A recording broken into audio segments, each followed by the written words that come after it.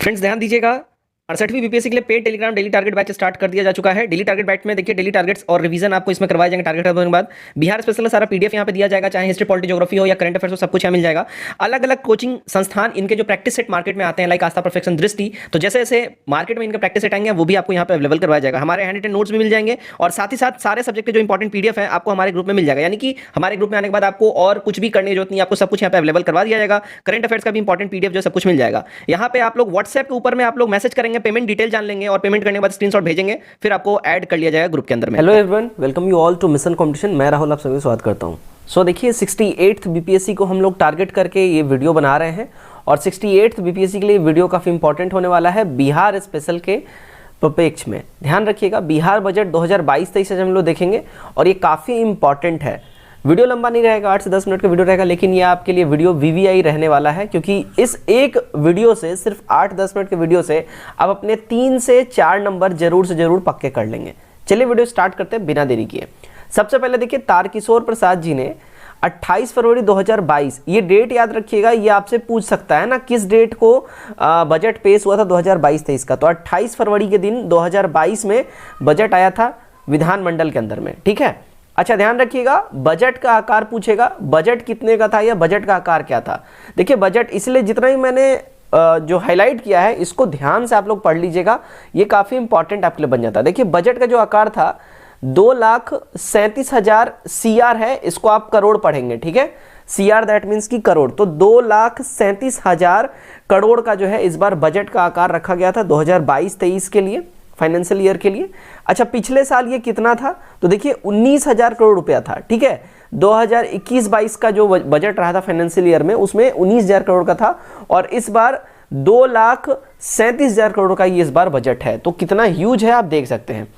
विकास दर की बात कर ले, ध्यान रखिएगा 2022-23 में देखिए 9.7% रहने का यहाँ पे जो है एक प्रेडिक्शन करा गया है, लेकिन 20-21 की बात कर ले, है ना, सिर्फ 2.5% ही यहाँ पे ये विकास दर रहा था, सिर्फ 2.5%। ओके, यहाँ पे एक चीज समझने वाला है, इसके बावजूद भी 2020-21 में 2.5% रहा था बिहार का विकास दर और अभी 22-23 में 9.7 रहने का अनुमान लगाया गया, लेकिन इसके बावजूद भी कंटिन्यूअसली 2 साल से बिहार राज्य जो है, पूरे भारत में बात कर लें हम लोग, पूरे भारत के नज़र से, तो सबसे ज़्यादा आर्थिक वृद्धि दर प्राप्त करने वाला ये राज्य रहा है लगातार, ठीक है ना। लगातार ये दूसरे वर्ष भी आप यहाँ पे देख लीजिए, सबसे ज़्यादा आर्थिक वृद्धि प्राप्त करने वाला जो है ये राज्य रहा है। ओके चलिए नेक्स्ट हम लोग बढ़ते हैं। नेक्स्ट है हमारा, देखिएगा सकल घरेलू उत्पाद, ठीक है, और वृद्धि दर क्या रहा है। सकल घरेलू उत्पाद और वृद्धि दर क्या रहा है, पहले समझिएगा 2022-23 में जो है 9.7% का लगभग ये अनुमान बताया जा रहा है ये रहेगा। अभी अभी हमने ऊपर पढ़ा है, यहां देखिए 9.7% रहने का अनुमान है। तो 2022-23 में जो ये वृद्धि दर है ये 9.7% अप्रॉक्स अनुमान लगाया गया कि इसके आसपास रहेगा। अब ध्यान दीजिएगा, यहाँ पे इसको मैं हाईलाइट करता हूं, भारत का जो जीडीपी है 2022-23 में, इसमें जो वृद्धि दर का जो अनुमान लगाया गया 9.2% बढ़ने का ही इसका अनुमान लगाया गया। कितना, 9.2, यानी कि जो नेशनल जो डाटा है, नेशनल जो जीडीपी ग्रोथ रेट है, उससे भी ज़्यादा, उससे भी पॉजिटिव, उससे भी बढ़िया बिहार का जीडीपी इस बार अनुमान लगाया गया है कि 22-23 में काम करेगा। ये बहुत इंपॉर्टेंट पॉइंट है, वीवीआई करके लिख लीजिए, बहुत इंपॉर्टेंट है। और देख लीजिए सारा मैंने बुलेट पॉइंट करके बना दिया है, आपको ज़्यादा दिक्कत भी नहीं होगा, एकदम फटाफट से आप लोग पढ़ लीजिएगा इसको।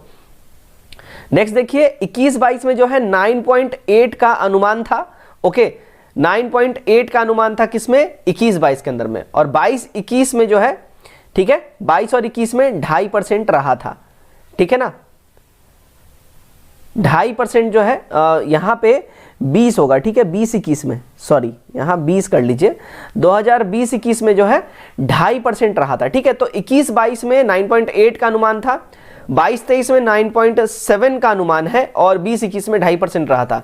उसके बावजूद भी ध्यान रखिएगा, ये दोनों साल देखिए 2.5% इसमें रहा है, इसमें 9.8 का अनुमान था, इसके बावजूद भी दोनों साल बिहार इकलौता राज्य है ना, इकलौता राज्य है जो कि आर्थिक वृद्धि दर जो है ना सबसे ज्यादा ये प्राप्त किया है, इकलौता राज्य है ये। एकदम ही ये पॉइंट को दिमाग में बैठा लीजिए, ठीक है। अब देखिए बजट का आकार क्या है, कैसे है, ये समझेंगे हम लोग।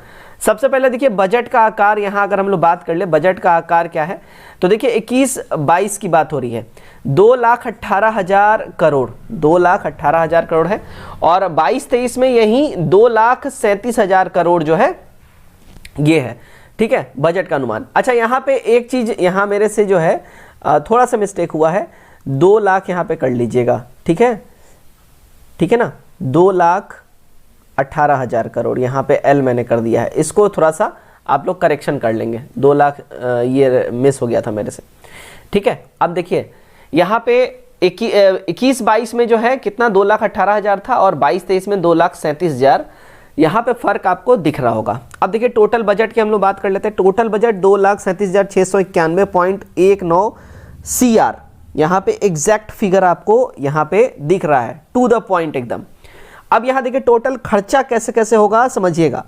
कुल व्यय कहाँ होगा, कुल व्यय जो है होगा, देखिए अब इतना का बजट बना है तो व्यय भी उतना ही होगा, 2,37,691.19 CR टोटल खर्चा करने का टारगेट रखा गया है।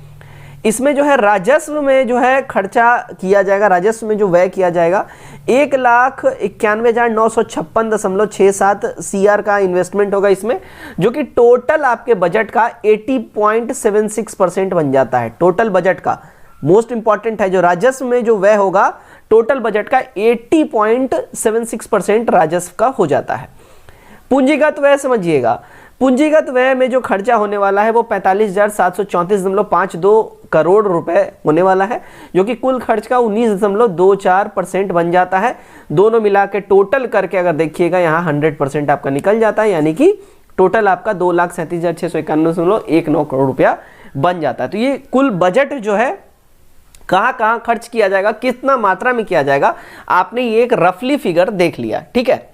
आगे देखिएगा, अब कुल प्राप्तियां कहां कहां से होंगी इसका भी अनुमान लगाया गया है ना, तो ये मोस्ट इंपॉर्टेंट है, ये पूछेगा, और ये फिगर डाटा सब कुछ ध्यान में रखिएगा आप लोग। चलिए देखिएगा, कुल प्राप्ति का अनुमान जो है यहां लगाया गया 2,37,891.94 CR, यहां जो है कुल प्राप्ति का अनुमान यहां पे लगाया गया है, ठीक है। राजस्व प्राप्ति की बात कर लेते, देखिए राजस्व प्राप्ति है ना कितना, तो 1,96,704.51 करोड़ रुपए राजस्व प्राप्ति से मिलने वाला है सरकार को। पूंजीगत प्राप्तियां जो गवर्नमेंट के अलग अलग इन्वेस्टमेंट्स वगैरह ये सब होते हैं, तो पूंजीगत जो इनकी प्राप्तियां हैं वहां से 41,187 करोड़ रुपए का जो है यहाँ पे इनको इनकम होने वाला है। तो आपने इनकम समझा गवर्नमेंट का कहाँ कहाँ से इनकम होगा, तो इन दोनों चीज़ों से मिला के गवर्नमेंट का जो है इनकम यहाँ पे आप लोग अज्यूम कर सकते हैं। अब देखिएगा यहाँ पे नोट करके मैंने यहाँ पे लिखा हुआ है, ये जो नोट्स अगर हमारे द्वारा ये बनाए गए नोट्स और हमारे द्वारा ये प्रयास आपको अच्छा लग रहा है, डेफिनेटली आप लोग वीडियो को लाइक कर दीजिए एंड डू सब्सक्राइब ऑल्सो। अगर हमारा ये प्रयास, हमारा ये वीडियो आप लोगों को अच्छा लग रहा है, आप लोगों को ये नोट्स हमारे द्वारा जो बनाए गए हैं ये आपको अट्रैक्टिव लग रहे हैं, आपको ऐसा लग रहा है कि हाँ याद करने में आपको ये आसानी पहुंचाएगी, डिफ़िकल्ट डाटाज को हमने आसानी से जो यहाँ पे डाला है, कमेंट करके जरूर बताइएगा। चलिए 2005-06 से 2018-19 तक, ठीक है, मोस्ट इंपॉर्टेंट इसको समझिएगा।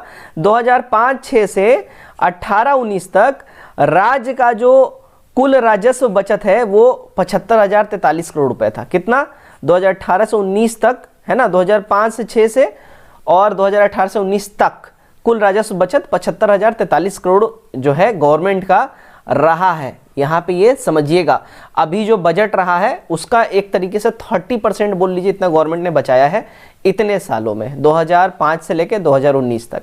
अब राजकोषीय घाटा जिसको हम लोग फिस्कल डिफिसिट बोलते हैं, तो देखिए कुल गैर ऋण व्यय, जो कुल गैर ऋण व्यय जो है और माइनस कुल गैर ऋण आय, ये मिला के जो है अपना फिजिकल डिफिसिट निकलता है। अब यहाँ पे फिजिकल डिफिसिट आपको दिखेगा, तो यहाँ पे है देखिए 25,885.10 करोड़ रुपए का, ठीक है, जो कि जीएसडीपी का 3.47% है। कितना? जीएसडीपी का 3.47% है। ओके, तो 25,885.10 करोड़ रुपए जो है ये आपको फिजिकल डिफिसिट आपको दिखेगा। बजट का कुल व्यय यहाँ पे देख लेते हैं हम लोग, तो बजट का कुल व्यय देखिए खर्चा कहाँ कहाँ किया जाएगा, तो स्कीम व्यय का जो हिस्सा है, जो गवर्नमेंट अलग अलग स्कीम्स निकालती है उसके ऊपर सरकार का जो है 1,230.25 करोड़ रुपए का जो है खर्चा गवर्नमेंट करेगी। स्थापना एवं प्रतिबद्ध व्यय का हिस्सा जो है गवर्नमेंट इसके ऊपर 1,37,460 रुपये खर्चा करेगी।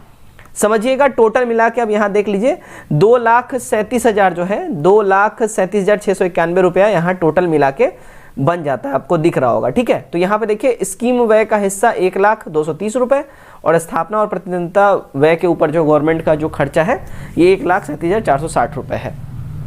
इतना समझ गए, बहुत बढ़िया। चलिए अब यहाँ से मोस्ट इंपॉर्टेंट सवाल सब आता है कि पैसा भैया आता कहाँ से है ना। ये सवाल आना लाजमी है, आना भी चाहिए। देखिए केंद्रीय करों में, ठीक है, इसका मैं कलर एक बार चेंज करता हूं तब आपको ज़्यादा बेहतर आएगा समझ। केंद्रीय करों में राज्य के हिस्से से, ठीक है, केंद्रीय करों में जो है ना, राज्य के हिस्से से गवर्नमेंट को टोटल 46% का रेवेन्यू रिसीव होता है। यहां से पैसे आते हैं सबसे बड़े मात्रा में। केंद्र के द्वारा जो टैक्सेस होता है, जो इंप्लीमेंट किया जाता है आम नागरिकों के ऊपर, उसके अंदर में जो है स्टेट गवर्नमेंट का भी हिस्सा होता है। तो जो सेंट्रल गवर्नमेंट इनको जो देता है ना, उससे कुल मिला के 46% सबसे बड़ा हिस्सा सरकार का यहीं से प्राप्त होता है। केंद्र सरकार के सहायता अनुदान जो सेंट्रल गवर्नमेंट जो अलग अलग सहायता अनुदान देती है, उससे 30% के आसपास इनका रेवेन्यू होता है। और फिर राज्य का अपना राजस्व भी होता है, जिससे इनको कुल मिला के कितना 21% का रेवेन्यू प्राप्त होता है। तो ये है सोर्स ऑफ इनकम। ठीक है, सोर्स ऑफ इनकम आप लोग यहां पे इसको लिख लीजिए। ठीक, आगे बढ़ते हैं। पैसा कहां जाता है, यानी खर्चा कहां होता है लल्ला। ठीक है, तो पैसा खर्चा देखिएगा, सामाजिक सेवाओं पे इनका पैसा खर्चा होता है सबसे ज्यादा बिहार गवर्नमेंट का 41% सबसे ज्यादा सामाजिक सेवाओं पे होता है। सामान्य सेवाओं पर इनका सबसे ज्यादा, फिर उसके बाद सेकंड हाईएस्ट यही होता है 28% और फिर आर्थिक सेवाओं पे होता है 25%। तो ये टोटल है सोर्स ऑफ एक्सपेंस। ठीक है, सोर्स ऑफ एक्सपेंसेस। यहां पे source of income, source of expenses हमने देखा। अब इस बजट का जो हाईलाइट फीचर रहा है, वो हाईलाइट फीचर रहा है कि बजट में 6 सूत्र दिए गए। ठीक है, इस बार के बजट में ना 6 सूत्र दिए गए हैं। देखिएगा यहाँ पे 2022-23 में विकास के लिए 6 सूत्र दिए गए हैं। वो 6 सूत्र कौन कौन से हैं यहाँ पे ये समझना पड़ेगा, नहीं तो दिक्कत बहुत ज्यादा हो जाएगा। देखिएगा, स्वास्थ्य सबसे पहला सूत्र, स्वास्थ्य, उसके ऊपर 16,134.39 करोड़ रुपए गवर्नमेंट इन्वेस्ट करने का इनका प्लान है।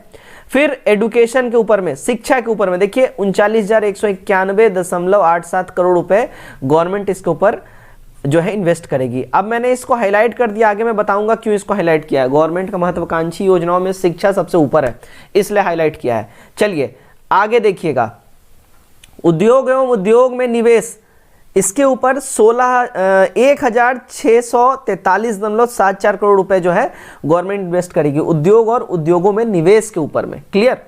अब देखिए कृषि और संवर्धि के ऊपर में इस क्षेत्र में जो है 7,712.30 करोड़ रुपए जो है गवर्नमेंट इसके ऊपर इन्वेस्ट करने वाली है।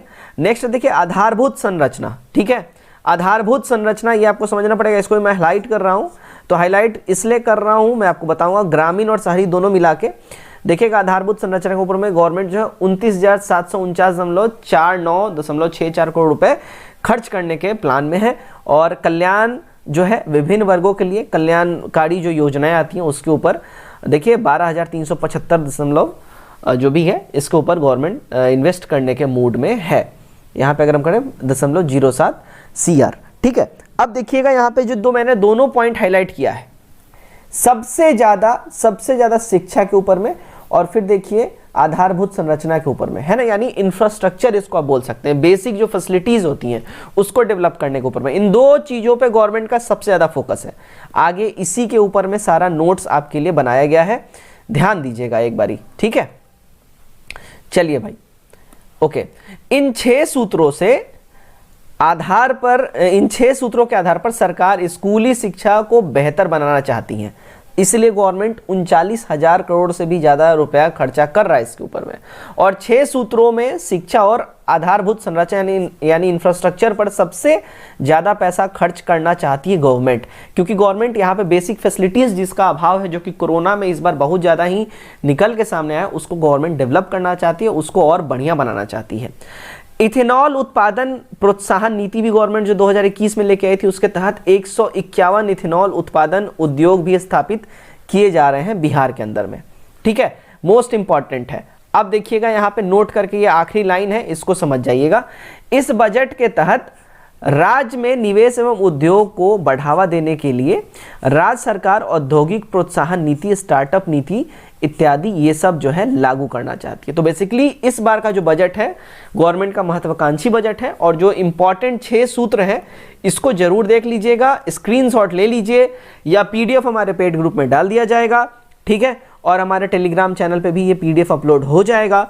आप लोग डेफिनेटली पीडीएफ डाउनलोड करके और ये जो 6 सूत्र हैं इनको बढ़िया से देख लीजिएगा। यही आपका जो है गेम चेंजर साबित होगा। इस 6 सूत्रों को बढ़िया से पढ़ जाइएगा।